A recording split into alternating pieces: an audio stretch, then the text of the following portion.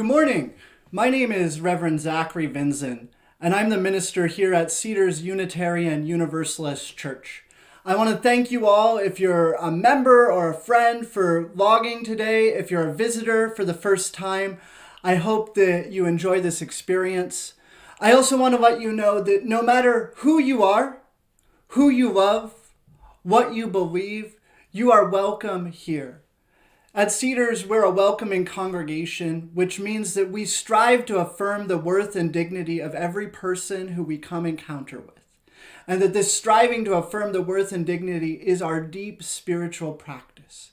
And so we hope that whether you've come 1,000 times or this is your very first time joining us, that you will find a place here to feel at home and in community and connected in a time where I think many of us are feeling disconnected, both from ourselves and from each other.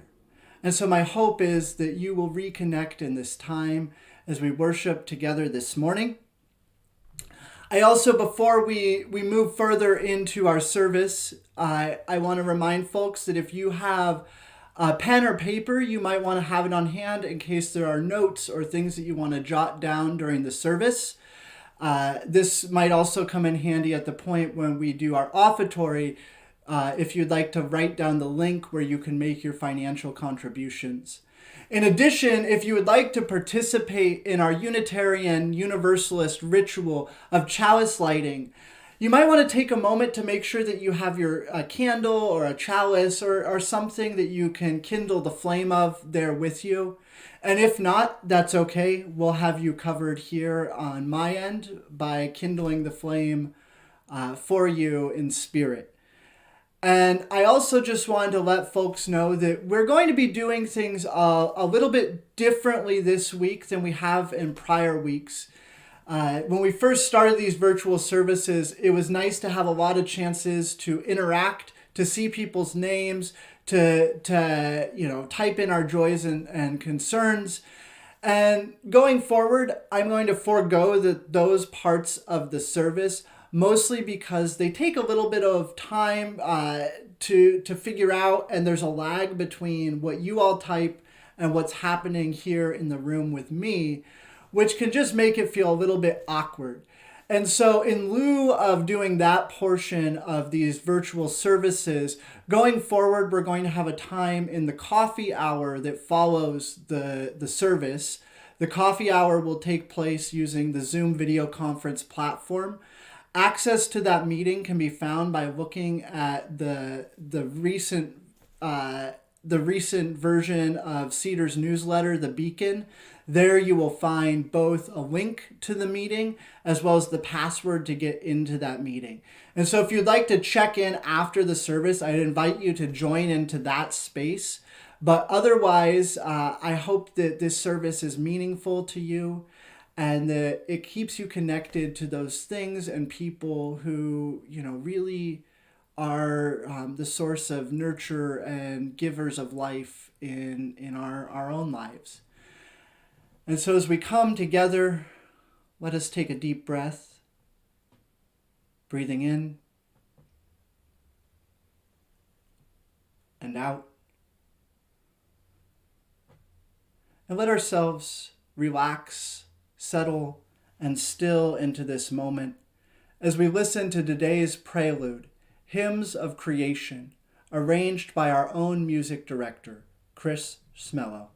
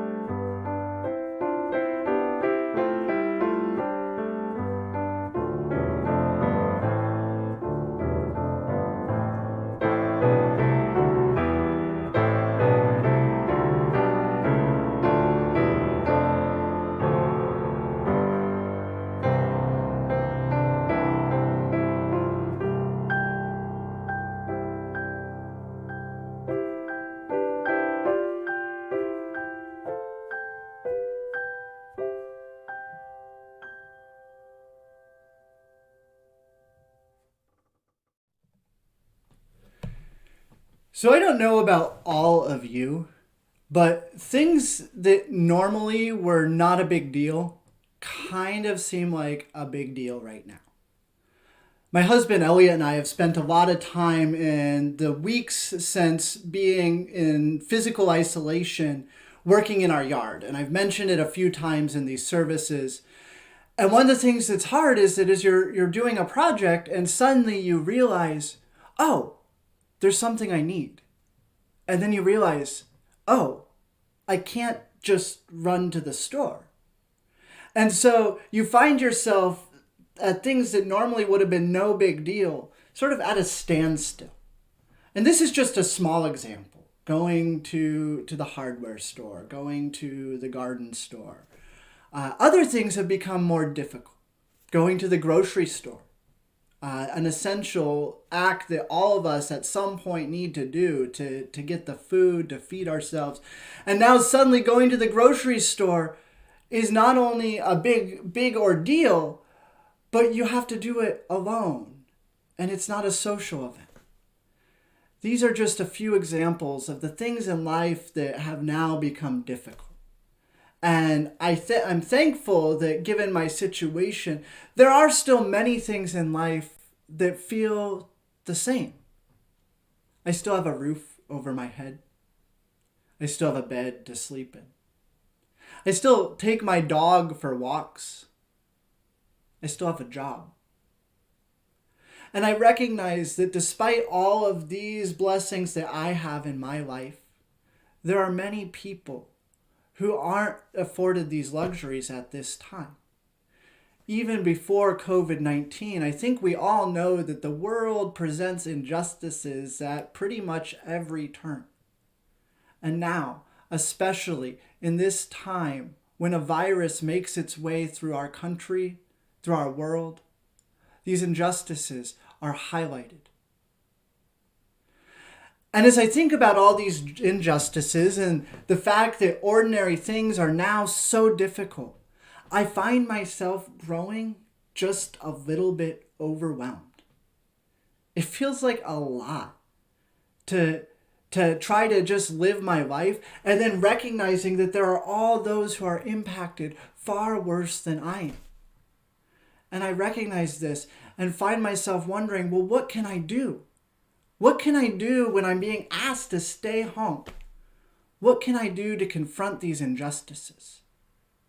And so today, that's a little bit what we're going to be exploring later on in my homily reflection. But I want us to start thinking about those injustices in the world, whether they're in our own homes, in our community, and just think about how we sit in relationship to those injustices, given what's happening with COVID-19. And just sit with that question, wondering what it is that you can do, how it is that you can be a part of the solution. And as you ponder these questions, I want to invite you to share in our Unitarian Universalist ritual of chalice lighting, followed by the singing of our Cedars Mission song and a reading by the poet Emily Dickinson. And so at this time, allow those questions to come to the forefront of your mind and allow yourself to settle in as we come together to worship this day. As we come together to worship, we remind ourselves to treat all people kindly because they are our brothers and sisters, to take good care of the earth because it is our home, and to live lives full of love and goodness because that is how we all will become the best that we can be.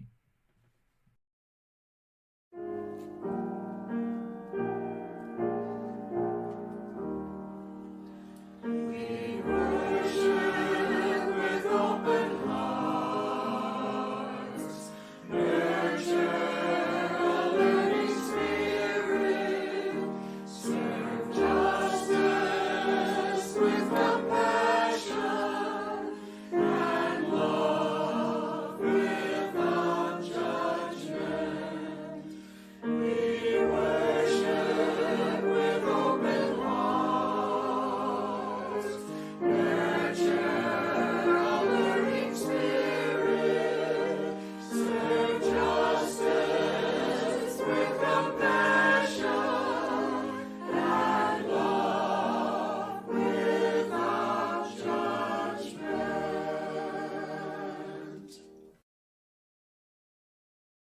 Poem 40 by Emily Dickinson.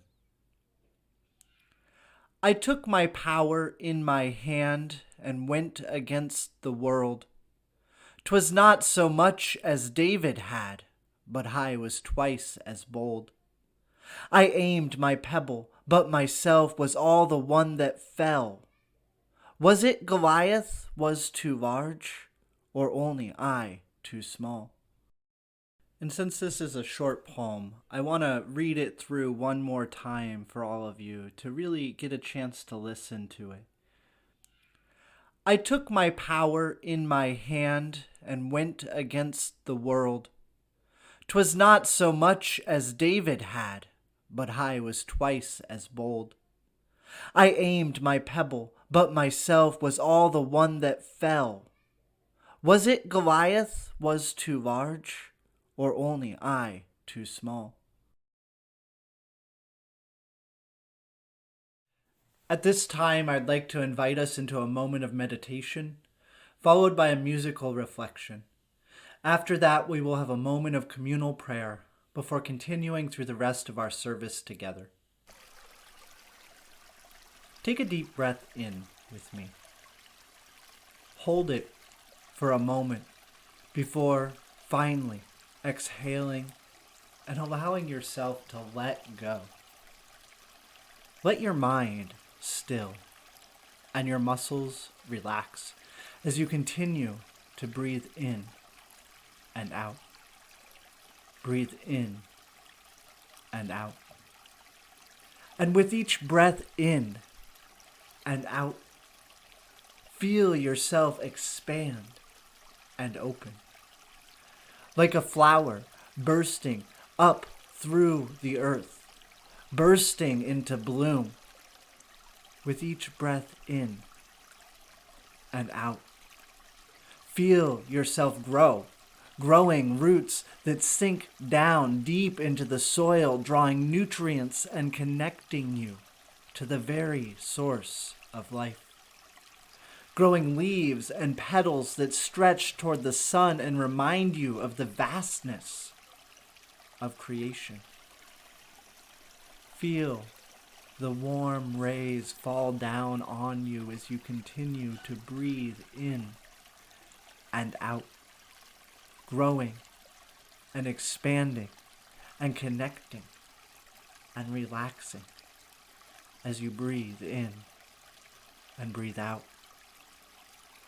Let us take this moment now together to sit in the silence of community and contemplate the growth that comes with each breath in and out.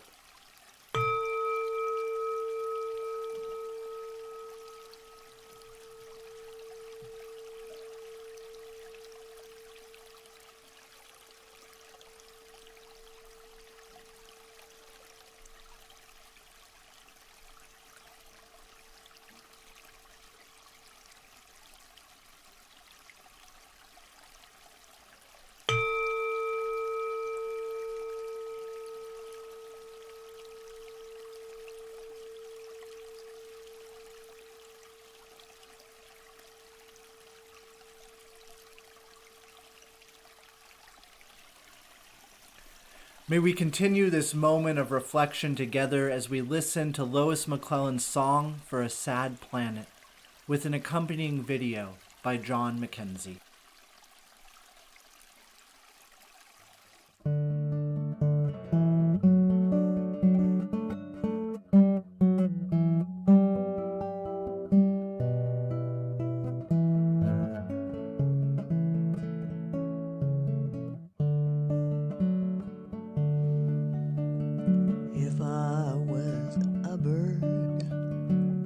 Spread my wings and sing.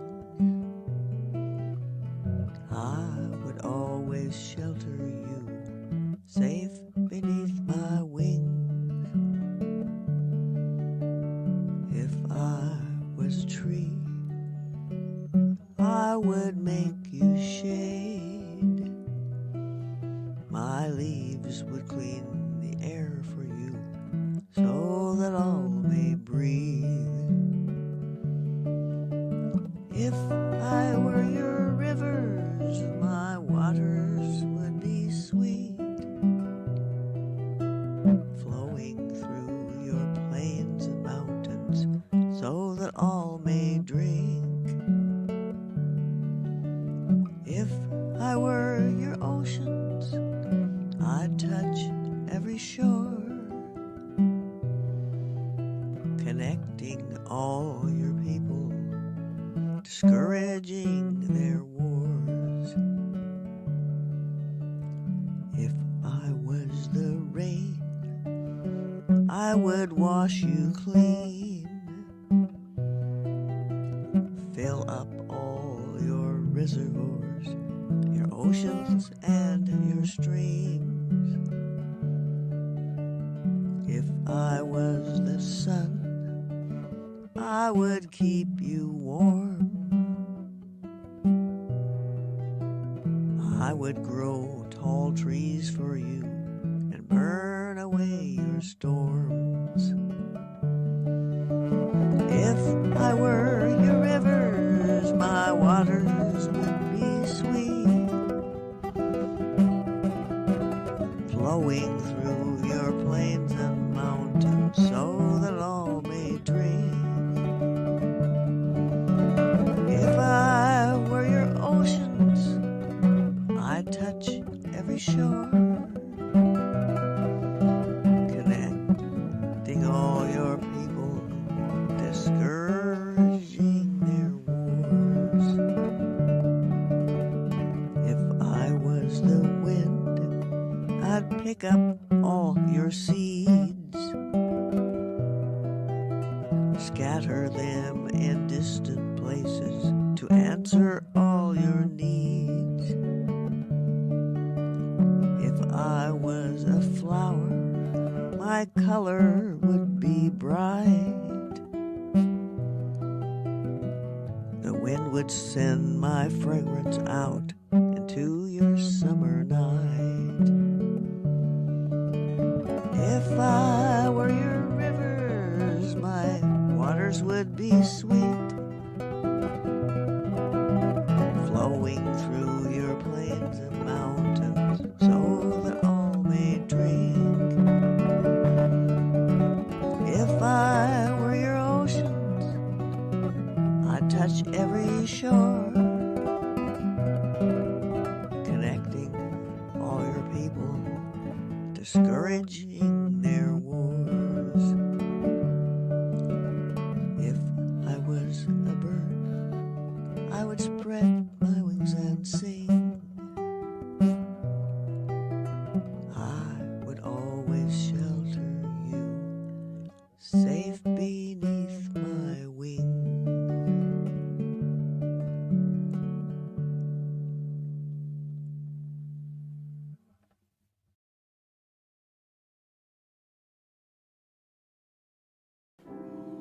The book of Matthew reminds us that where 2 or 3 are gathered in the name of the Holy, there too the Holy dwells.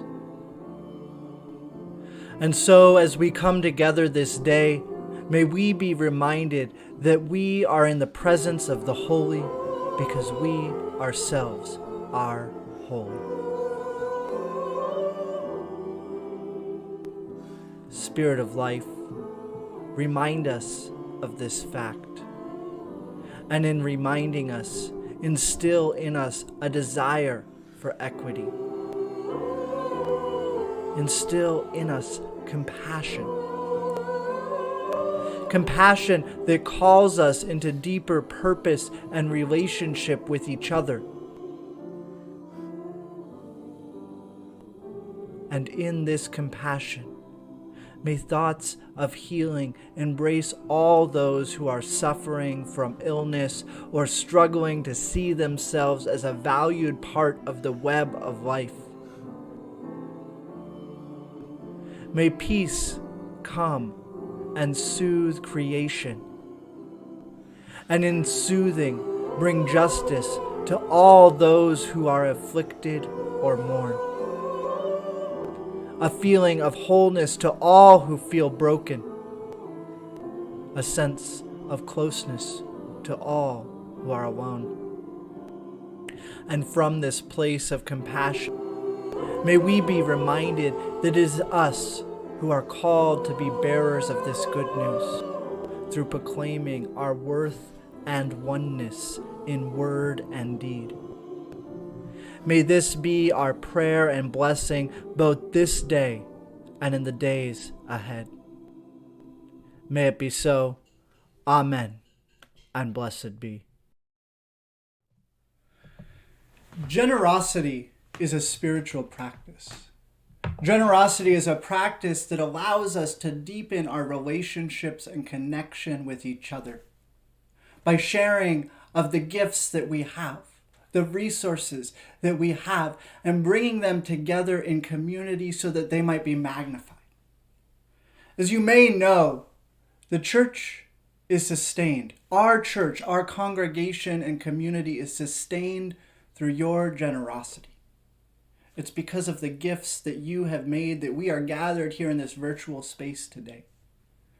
And so at this time, I would like to invite you all to continue manifesting the beloved community through giving of your resources, through practicing generosity. In a moment, our offertory will play. It's a spiritual medley arranged by our music director, Chris Smella.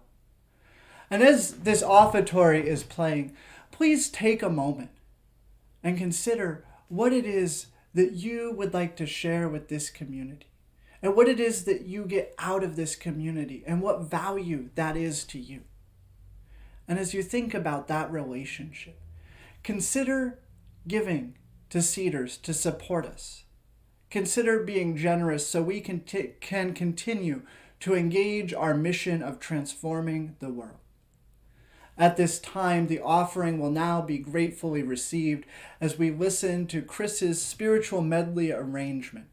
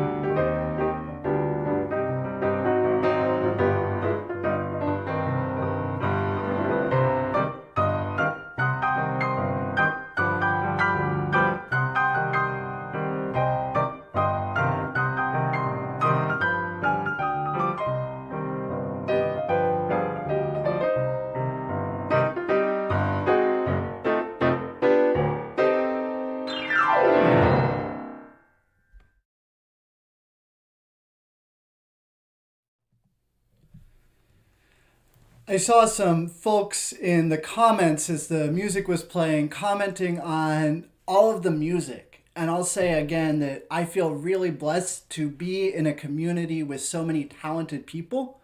Again, this week, we've pulled together another virtual service using all music from folks at Cedars. And so I'm really grateful for that talent and to have a way actually to showcase some of that musical ability right now. And so thank you for those who contributed. I also want to say thank you to Chris. I've been talking and working a lot with Chris in the last month and a half now.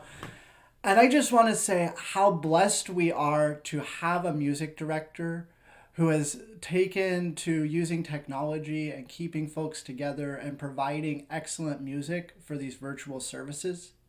I also want to mention, in terms of Kathleen in the office, what amazing support that we have to have Kathleen being able to hold down the fort and take care of the administrative stuff. And so that's just all of me saying that I was moved to be generous in spirit and share that gratitude right now. And so thank you all. And if you have a chance to reach out to both of those two staff people in the weeks ahead, please let them know they're appreciated. I feel so blessed to have the folks to work with on a team that I do.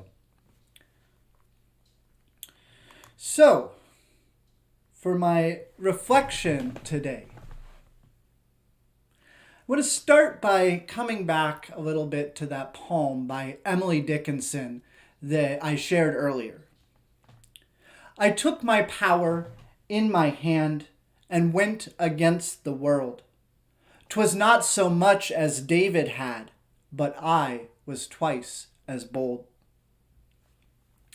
I've always felt that the opening stanza of Poem 40 by Emily Dickinson captures a sense of what it means to be a Unitarian Universalist for me.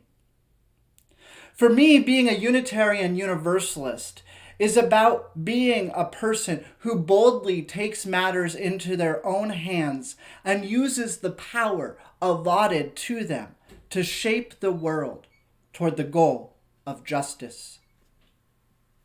This is no small matter and can feel a bit like how in the story Dickinson is alluding to, tiny David takes up his sling and stone.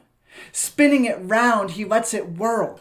Flying through the air with a whiz, the stone strikes the massive Goliath, causing the giant to fall on the ground with a thud, declaring David's victory. I don't see myself as a literal giant slayer. But as I've said, I've always seen my Unitarian Universalist faith as one that calls me to confront the monumental issues within our society. And yet still, despite the feeling of resonance found in the first stanza, I've always felt confused by the second stanza of this poem. I aimed my pebble, but myself was all the one that fell.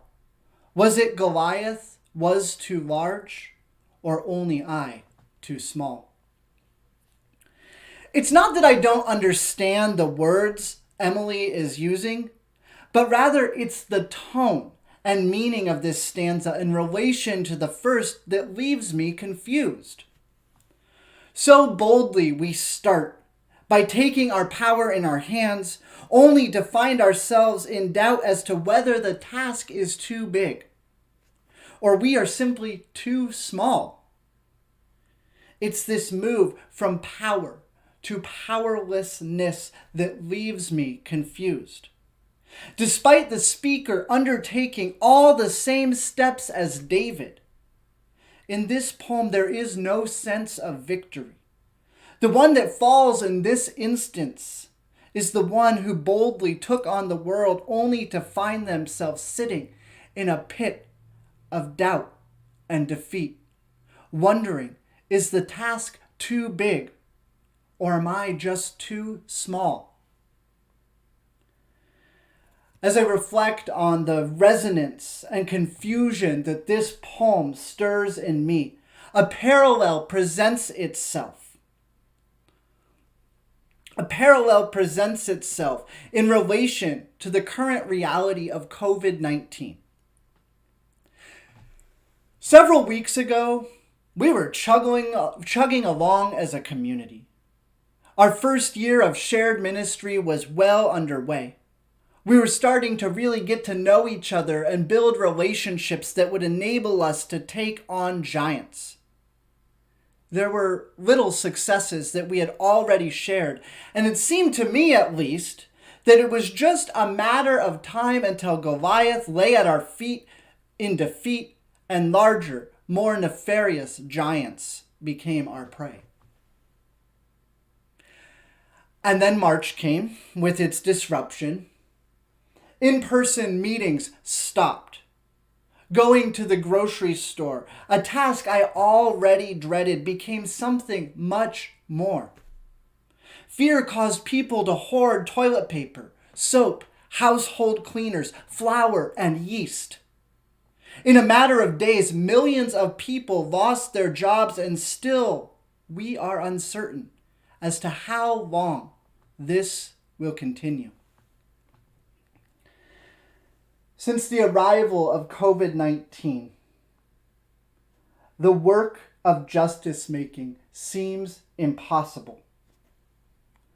How can we take on issues so large when going to the store is the extent to which we are to leave the house? The arrival of COVID-19 has given me the key to understanding the second stanza of Emily Dickinson's poem number 40. The arrival of powerlessness is real. And in the departure of my agency, I have found myself struggling to live into my Unitarian Universalist faith. How can I take power in my hands if I must stay home to protect myself and my community from the virus that is spreading? These are questions that I have been wrestling with, and I feel they are important questions to answer. If confronting injustice was important before, it seems all the more so now. After all, repeatedly, COVID-19 points out the structural injustices in our world and the need to confront these injustices.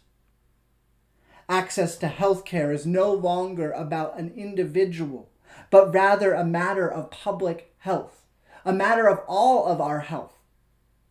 Job loss has disproportionately impacted Latinx communities, while at the same time proposed cuts to the agricultural minimum wage threatens to compound the financial stress placed upon this group. The spread of COVID-19 is more present in communities of color, particularly in poor and urban environments. And in the midst of all of this, our president continues to advance a political agenda at the cost of people's lives and livelihood. Regarding the question as to whether the work of justice making set before us is too big or if we're just too small, I'll give you my answer. It's both. It's both. The task of confronting all of these issues is too big, and we are too small to take it on. Too small to take it on alone. That is, we are too small to take on these issues alone. And in recognizing this, an image comes to my mind. It's an image of pilgrims participating in the pillar of faith known as the Hajj in Islam. This expression of faith calls all believers who can to once in their lives make the journey to the city of Mecca and participate in a series of rituals that connect them to the life of the Prophet Muhammad and the origins of their faith. The rituals of the Hajj take place over several days and engage white-clad pilgrims in embodied recreations of key moments in the founding of Islam. One particular ritual that pilgrims participate in at the end of the Hajj is what interests me. Before leaving the holy city of Mecca, pilgrims pass through one of a number of gates. At each of these gates there is a stone pillar, and as people pass by these pillars, they pick up pebbles and hurl them at the stone pillars. This final ritual is meant to be a symbolic stoning of the devil and represents a believer's denouncement of the forces of worldly evil. The thing about this ritual is that it demonstrates something that I think might be helpful to us as we think about attempting to navigate the work that we are called to do in this time of COVID-19. As I said earlier, the task of confronting all of these issues is too large. It's too big, and we are too small to take it on alone. Just as one pebble will never bring down a stone pillar or the devil, but the thing is, if you look at a picture of these pillars or watch a video of a believer throwing their stones, you'll notice something. In each of these pillars, there are grooves and pits, places where hundreds of years of believers have thrown their pebbles until marks were made. These grooves will continue to grow deeper and deeper until in enough time the pillars will become worn down to pebbles themselves. Even if we feel too small and our actions insignificant, the truth is we can make a difference. The more of us who commit ourselves to making a difference, the more progress we can make towards stoning the devil in our midst. Just look at the amazing job that Washingtonians are doing in light of COVID-19. We were the place where the first cases were diagnosed in our country. And yet, despite this, because of everyone taking the virus seriously and making the decision to stay home, we have begun to see the curve flatten. Something that seemed terrifying and impossible was done because people committed themselves. This demonstrates to me that despite our physical isolation, we are not alone. And together, we can do amazing things. Together, we can do amazing things. We can flatten the curve. We can stone the devil. Whatever it is that we're doing is the symbolic act of throwing pebbles. But before we can take on any of these things, we must first take care of ourselves. We must do this to ensure that we are engaged in a way that is sustainable, because we have a lot of pebbles to throw, and we can't let ourselves succumb to the feeling of despair that the speaker in Dickinson's poem does. Instead, we must prepare to throw pebble after pebble, knowing that in time and with enough people, we will overcome the sin of injustice and truly manifest our belief that all people are worthy of dignity. May it be so. Amen, and blessed be. And as we prepare to move toward the ending of our service today, I'd like to invite everyone to join in singing hymn number 123, Spirit of Life, followed by our chalice extinguishing.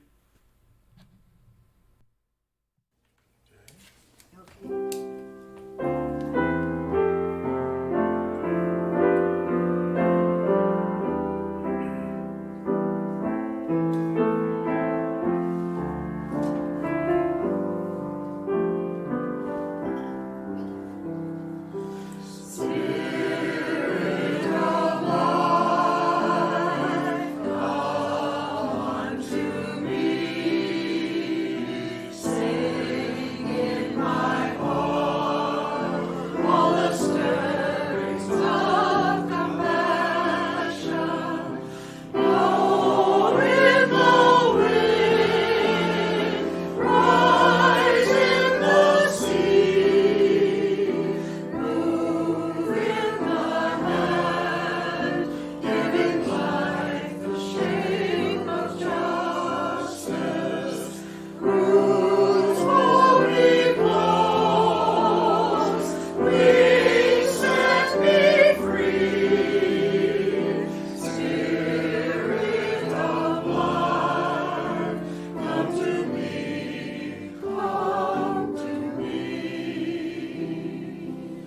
Our service this day has ended, but our service to one another and the world begins anew. Go forth in joy, and may the Spirit of life continue to bless and sustain you both this day and in the days ahead. May it be so.